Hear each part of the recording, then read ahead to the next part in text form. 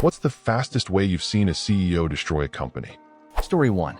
A construction company near me was pulling in $100 to $200 million in revenue every year and was constantly growing. Then the owner died, and his frat bro fail son was handed the reins. Within a month, a quarter of the employees had either been fired or quit. After 4 months, the rental companies started showing up and repossessing lifts, cranes, and carry decks in the middle of the day because they weren't being paid. By that point, almost 3/4 of the employees had quit because paychecks kept bouncing. Before 6 months had passed, what was left of the company was sold for a pittance to another firm that only wanted the remaining maintenance contracts. So yeah, about 6 months to blow up the company he'd been groomed to take over since he was a teenager, reduced it to rubble, and pissed on the ashes. Story 2. I took a job at a tech startup in the 90s with the promise of fast growth and opportunity. Things really took off in the second year. We opened several new branches in different states, and I was promoted to production manager. The company hired a young CEO who was only a couple of years older than me. Sometimes he'd stay at our location for a couple of weeks, and he started showing up in really nice sports cars. When he traveled to other cities, he'd leave his cars in our branch's parking lot. There were Corvettes, Porsches, Autos, and more.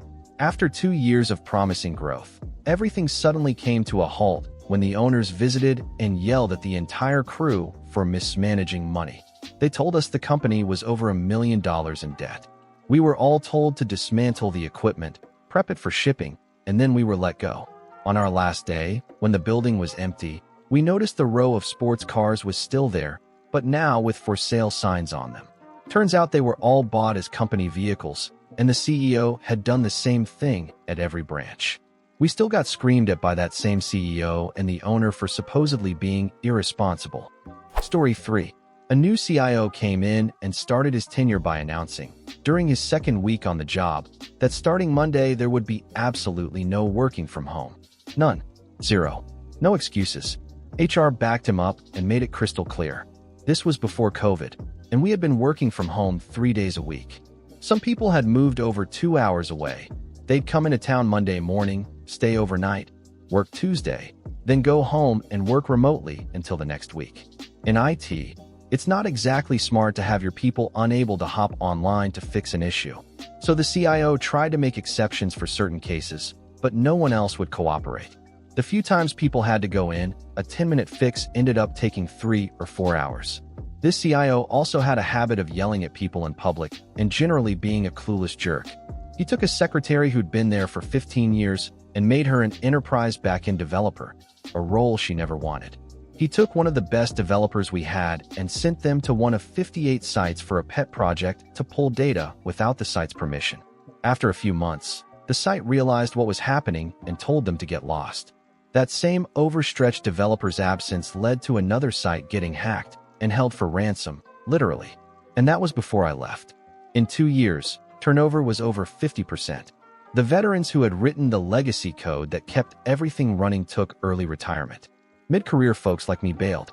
Everyone left was either brand new and desperate for experience or hanging on until retirement. The place completely collapsed. Colleagues who stayed said people were crying in the hallways. They even hired a morale-boosting position that did absolutely nothing. Federal requirements kept getting missed, and the agency was being sanctioned over and over again. Eventually, the board wiped out the entire top leadership, about 10 people in a 200-person agency. But the damage was already done, and to this day, it still hasn't recovered. I know people who took $40,000 pay cuts just to get the hell out of that place. Story 4.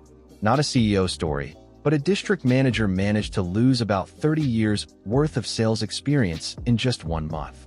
I worked at a cell phone store in a great mall. We were the top performing location in the district.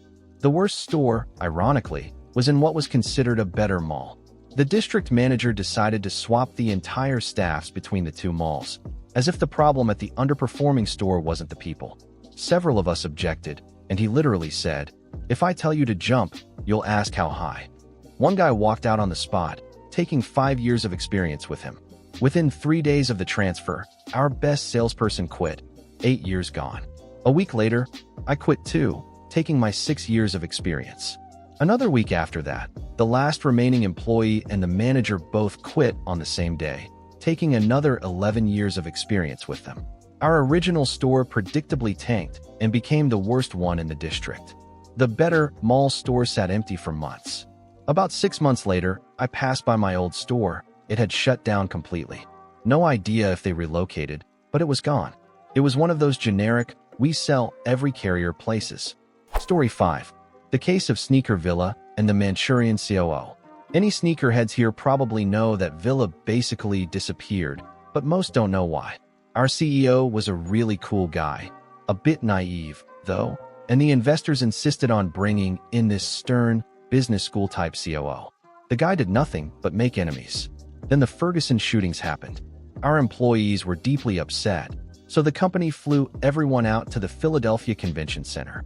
Our CEO gave a thoughtful, compassionate speech. Everyone clapped. People started to feel better. Then the COO got up and said, "Thanks, Jason. I just want everyone in this room to know that more white people are killed by the police each year than black people." I honestly thought someone was going to kill him right there. Not long after, pictures surfaced of him having an affair, and things got ugly fast. Racial tension exploded, and good partners wanted out. The company ended up being sold for 1/3 of what it was worth. I genuinely believe that COO was a Manchurian executive. The guy single-handedly wiped $200 million off the table. Screw you, Dave. Story 6. Not me, but a friend of mine is an absolute wizard when it comes to corporate management, the kind of guy companies hire to fix their mess. Most of his clients end up going bankrupt or getting sold off for pennies within 2 years after his contract ends, either because they refuse to implement his recommendations or because new management comes in, scraps everything he built, and replaces it with some lean system. His philosophy is simple but effective. Take most of the profit margin and split it evenly between employee retention, hiring, and reinvestment. Things like equipment upgrades, facility improvements, and expansion. It's usually about a 50-50 ratio, but the genius is in the details of how he executes it. Every single company that actually followed his plan and stuck with it has succeeded, which is why he's always in high demand. The problem is that most companies, and by most, I mean around 80%, don't listen. Enter one such company.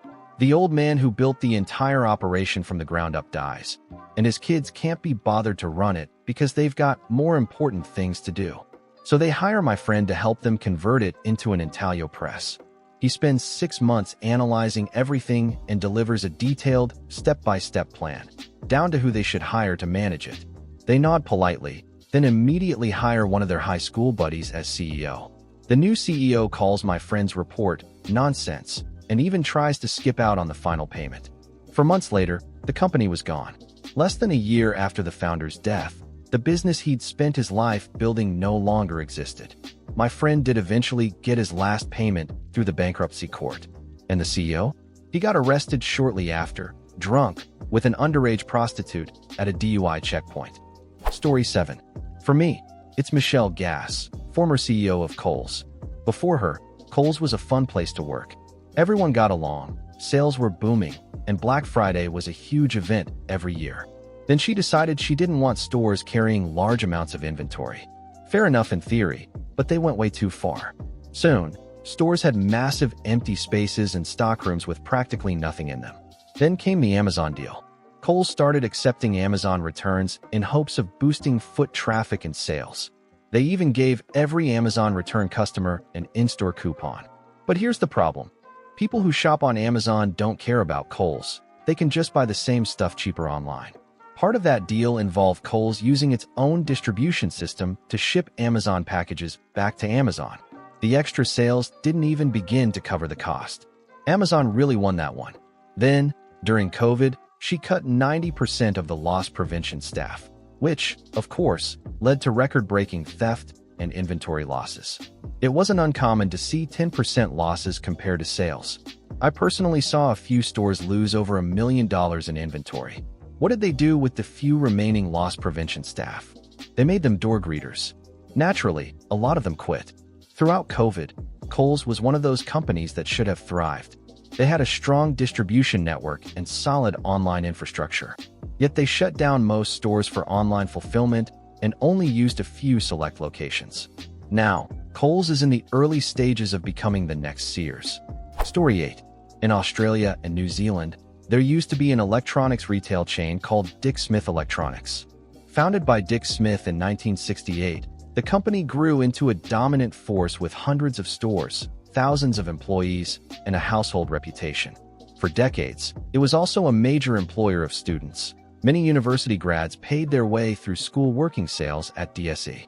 In 1980, Dick Smith sold the company to the Woolworths Group, which expanded and modernized the stores, cleaned up the books, and rebranded the business a few times over the years. Then in 2012, Woolworths decided to sell Dick Smith and refocus on its core grocery business. With online shopping and Amazon starting to shake up retail, what DSE needed was bold, forward-thinking management to adapt to a new era. Instead, it got a vulture capitalist. Enter Anchorage Capital Partners, ACP, and their appointed CEO, Nick Aboud. In just 2 years, ACP would pull off one of the largest private equity heists in history, burning a decades-old, trusted brand to the ground and metaphorically pissing on the ashes. Here's how it went down. ACP agreed to buy Dick Smith for $115 million. They put down about $10 million of their own money, then immediately raided DSE's own operating cash reserves to cover the rest of the down payment. Next, they went through the books and aggressively wrote everything down, liquidating assets and depreciating inventory. That set the stage for a massive fire sale. High-end laptops that normally sold for $2,000 were suddenly going for $400. Unsurprisingly, the sale was a huge success. ACP then used the profits from the fire sale to finish paying Woolworths and paid themselves the rest as a dividend. But now DSE was left with empty shelves and no money to restock. Undeterred, ACP pushed the company to go public.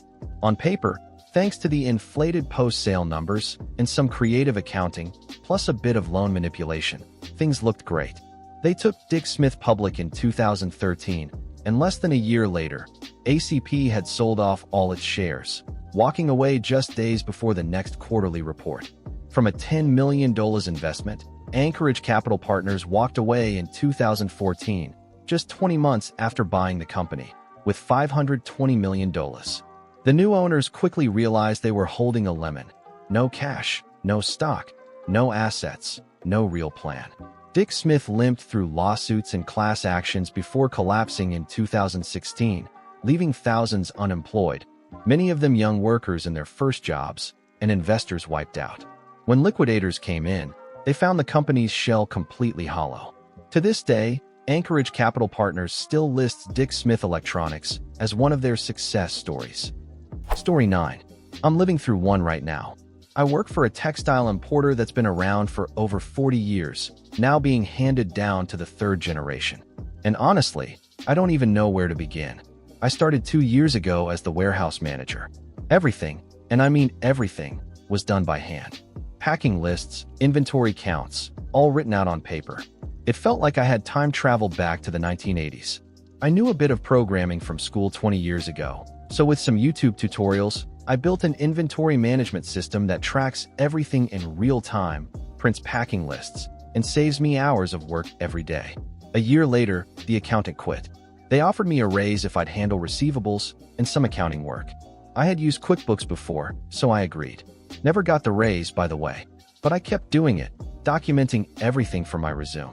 Then the owner turned 70 and handed the business to his son, a guy who cares more about talking hockey with his business buddies than actually doing his job. This kid is the most disorganized person I've ever met, and I once worked for a CEO who literally cooked meth to balance the books. His desk is buried under piles of junk. He shows up, shoves it all to the floor so he can put his muddy boots on the paperwork, and spends the day watching leadership TikToks and hockey highlights. Then he whines to his dad and the staff whenever anyone asks him to do basic things, like sign a check, authorize a payment, or pay employees on time. He takes $1,000 trips to Vegas for Taylor Swift or U2 shows, then refuses to pay sales commissions while bragging about his vacations and expensive new toys. During a Zoom meeting with some Korean partners, he literally showed up shirtless and hungover after a Vegas bender. That company cut ties with us immediately. We had a long-term customer, not huge, about $3,500 in yearly profit, but loyal and great for referrals. He cursed out the owner, saying the account wasn't worth it. The next day, we had a meeting to figure out why we were losing customers. Every client this guy interacts with ends up leaving, and they all privately say he's the reason they're walking away from 25-plus-year partnerships. He once listed his personal car as a company vehicle because his business friend told him it'd save on taxes. I warned him he needed travel logs for that. He ignored me, didn't keep any, and when the government demanded them, he told me to reconstruct them from his Google Maps history, which I couldn't do without odometer readings. Instead of just paying the $540 he owed, he spent tens of thousands on lawyers fighting it in court, and eventually paid the $540 anyway. Then there's our biggest client, sells 250,000 pairs of jeans on Amazon every year. A $2 million order. The jeans have a little spandex in them for stretch. The new CEO decided to switch factories to save 3 cents per pair. The new factory didn't use spandex. The jeans came out stiff, models complained, and the client demanded a full refund. The CEO sued the factory, racked up a mountain of legal fees, and we got blacklisted by 2 suppliers and lost the client. In September, we needed year-end financials for the bank and shareholders. The genius CEO decided to invoice all Q4 orders early, even the ones not made yet, to make the books look good. Suddenly, every small $501,000 order got invoiced as of September 30th, even for products still in production.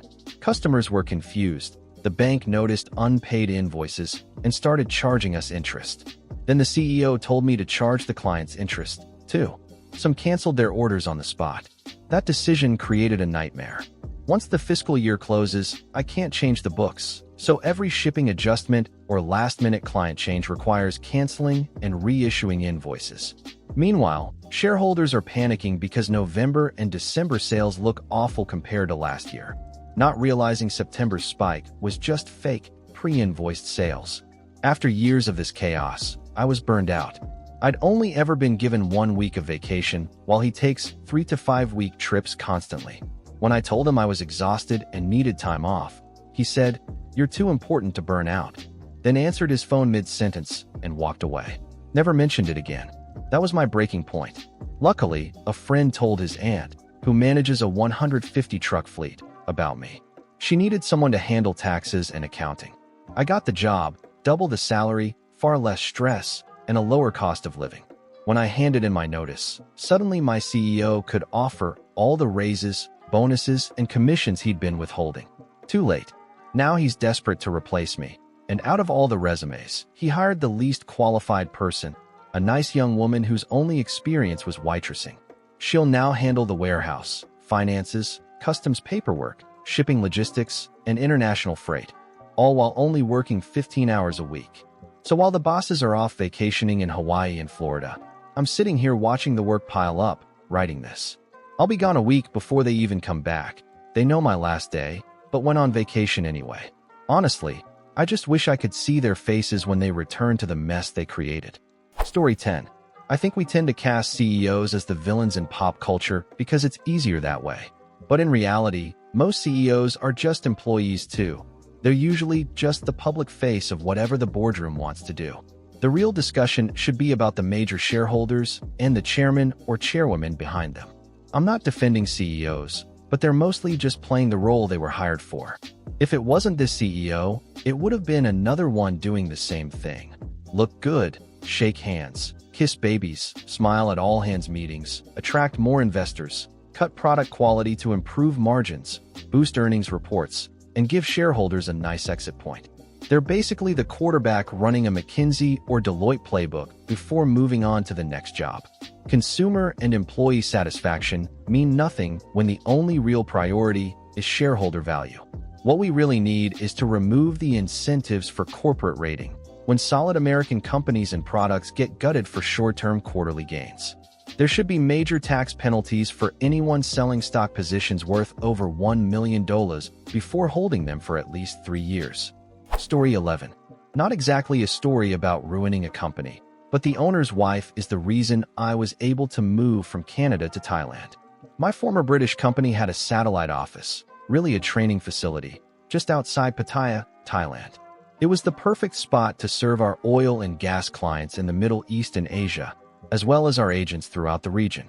When they were first selecting the location, the owner's wife flew over, looked at a few buildings in a free trade zone, picked one, then drove straight back to the airport and flew home.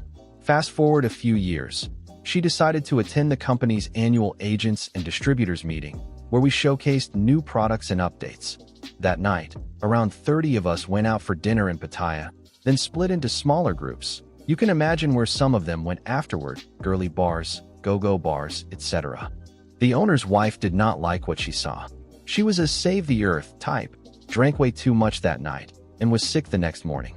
When she finally showed up late to the meeting, she interrupted a presentation to announce, "I'm shutting this office down immediately. Those of you who work for our company will receive severance." The upside? All of our regional distributors were in the room when she said it. Within hours, every technician and business development manager had landed better-paying jobs with our partners in New Zealand, Australia, Dubai, Bahrain, Qatar, and Singapore. By the time her husband found out, it was too late. He sent messages saying, "The office is not closed. Don't listen to my drunk wife." But the damage was done. That's where I came in. The company suddenly needed new business development managers and technicians fast, so they pulled me from Canada, even though I had zero experience in that market. The wife was forced to step away from the business for about 4 or 5 years, but when she eventually returned, she fired the British managing director in Thailand, a guy with 40 years of industry experience, and shut down the office again. The office and training facility had been under one roof, super convenient. She moved the office to a tower in Bangkok and the training center 30 kilometers away near the airport. Another boneheaded decision, but in the end, it worked out pretty well for me. Story 12. I have to be vague with the details on this one because I'm watching it happen in real time. A multi-million-dollar company with operations across the US, Canada, and an international division hired a new CEO. In less than a year, about 25% of the US operations have shut down. They changed the commission structure to cap how much salespeople could earn, lowered the starting pay for laborers, and then started layoffs. Now they're scratching their heads wondering why they can't retain good employees, why no one wants to work for them, and why morale has tanked. They're also streamlining operations, which is corporate speak for gutting critical parts of the business infrastructure to cut costs. Over that same year, the CEO has replaced the entire upper management team with his own hand-picked people, none of whom have any experience in the industry. Most of the mid and lower-level staff have either quit or been fired for ridiculous reasons. They even made one regional manager relocate, claiming it would be better for him to live in a major city to manage his region more effectively. 3 days after he finished moving, they fired him. Every time someone leaves, they replace them with people who have zero industry knowledge, and it shows badly.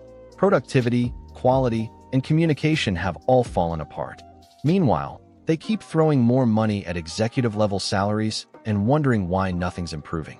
They're ignoring their designers, marketing team, accounting department, basically anyone who isn't part of the CEO's little inner circle, and making one disastrous decision after another. Honestly, I wouldn't be surprised if this company, which just came off the most profitable years in its 30-plus-year history, ends up folding within the next 12 months. Story 13. I used to work for a company that went through what I can only describe as an attempted hostile takeover by a company whose name sounds suspiciously like a river in Brazil. One of their business unit CEOs left that company and came to replace our founder. As soon as he arrived, he started bringing in his own people, one after another, from his old company. Within months, we had duplicate teams across every department: 2 finance teams, 2 operations teams, 2 product teams, even 2 data teams. All the new hires were from his former company. Then he began phasing out anyone from the original organization who wasn't absolutely critical to day-to-day operations. First the department heads, then the employees under them. By 9 months in, I'd estimate 40 to 50% of the entire company consisted of people from the Brazilian River Company. The only reason the company still exists today is because this guy went absolutely wild with spending. He hired thousands of new employees we didn't need and blew through millions of dollars. Ironically, his role was supposed to be cutting costs. Instead, he doubled the previous year's operating budget. After 9 chaotic months, the board, and eventually the founder, fired him. Officially, It was reported that he chose to leave. He spent so much money and hired so recklessly that the founder had to initiate 3 or 4 massive rounds of layoffs. Hundreds, possibly thousands of people, just to keep the business from collapsing. One morning I woke up to find my entire team had been deactivated overnight, except for me. The worst part? Most of the people he'd brought in from his old company got laid off too, as part of the cleanup. They were expensive, redundant, and tied to the guy who'd wrecked everything. I left 2 years ago, and as far as I know, no one from my time there still works at the company. It's basically an entirely new organization now. Same name, completely different people. Story 14. Carlos Tavares, Stellantis. I was hired by Fiat Chrysler FCA right out of college as an engineer working on lithium-ion batteries. The place was dysfunctional, sure, but that was part of the Chrysler charm. It was chaotic, scrappy, and somehow still worked. We were the company that shot from the hip, always late to adopt industry trends, but somehow pulled things off in the end. Despite all the chaos, people were proud to be there. Most of us genuinely believed in what we were doing. I loved my job. I'd leave work every day excited to come back the next morning. Then came the merger with Peugeot, and everything started to fall apart. Tavares was right at the center of it. It wasn't really a merger, it was a full-on French takeover. We went from being an Italian-American company that operated with a balance between Detroit and Turin to being completely controlled by Paris. The new regime would literally call our suppliers and tell them, "We're a French company now, don't refer to us as American anymore." Then they'd stop paying those suppliers, which caused huge blowback. I personally heard Tavares during a town hall say that we were going to take advantage of low supply and essentially price gouge customers because we could. Development timelines were slashed, critical testing was skipped, and employees were being pushed to the limit. 12-hour days, weekends, even holidays, all mandatory. The atmosphere shifted overnight from passionate and collaborative to suffocating and joyless. Tavares took what used to be an inspired, proud workforce and completely broke it. Morale tanked. Product quality, which already had its challenges, plummeted even further. Entire departments were gutted. Earlier this week, he resigned, but honestly, I think the damage is already done. Luckily, I managed to get out back in March. If you enjoyed the video, don't forget to leave a like and subscribe, activate the notification bell, and share a similar story or anything you'd like to say in the comments. See you next time.